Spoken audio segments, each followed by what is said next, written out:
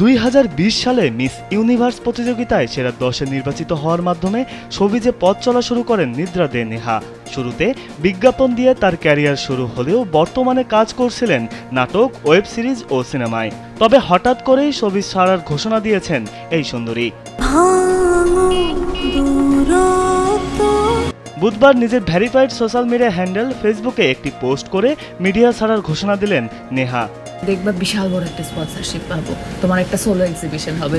Share করা পোস্টে এই অভিনেত্রী লিখেছেন, আমি একজন অভিনেত্রী, একজন শিল্পী, একজন নৃত্যশিল্পী।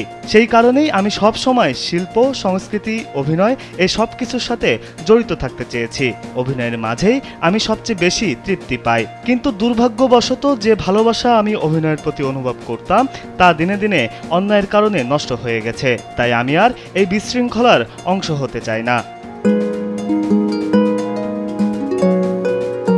নেহা আরও লিখেছেন, আমি আমার জীবনের 5 বছর ব্যয় করেছি নিজেকে একজন অভিনেত্রী হিসেবে গড়ে তুলতে, কিন্তু আমার সাথে ঘটে যাওয়া অন্যায়ের কারণে আমি আর কোনো কাজ চালিয়ে যেতে পারছি না।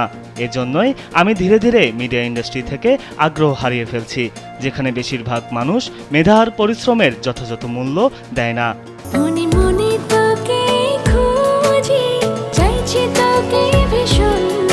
সিন্ডিকেটের কথা উল্লেখ করে তিনি লিখেছেন, যারা তাদের কাজে নিষ্ঠাবান এবং আবেগপ্রবণ তাদের অনেকেই প্রাপ্য সম্মান পান না, শুধুমাত্র জনপ্রিয়তা না থাকার কারণে, ফলোয়ার কম থাকার কারণে, এমনকি কোনো সিন্ডিকেটের অংশ না হওয়ার কারণে। আর কখনো কখনো শুধুমাত্র নতুন হওয়াটাই তাদের অপরাধ হয়ে দাঁড়ায়। আবার কখনো শুধুমাত্র প্রযোজকদের সঙ্গে ভালো সম্পর্ক না থাকার কারণেও তারা অবহেলিত হয়। তারা বারবার দমন পীড়নের শিকার হয়। নেহা বলেছেন, আমি জানি আমার ক্যারিয়ারের সময় খুব সীমিত, কিন্তু আমি আর এই অনৈতিক ব্যাপারগুলো মেনে নিতে পারছি না।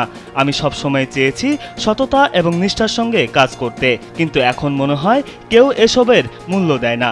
যারা সত্যিই আমার গুণের মূল্যায়ন করেছেন, যারা আমাকে এবং আমার কাজকে ভালোবেসেছেন, তাদের প্রতি আমি কৃতজ্ঞ এবং সবশেষে আমি চিরকাল দর্শকদের প্রতি কৃতজ্ঞ থাকব। এই 5 বছরে আমি যদি কোনো ভুল করে থাকি, দয়া করে আমাকে ক্ষমা করে দিন।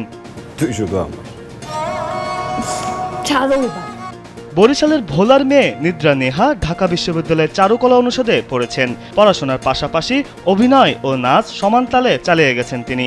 সবশেষ তাকে দেখা যায় ওয়েব ফিল্ম আন্তনগরে। বিনোদন ডেস্ক, কালবেলা।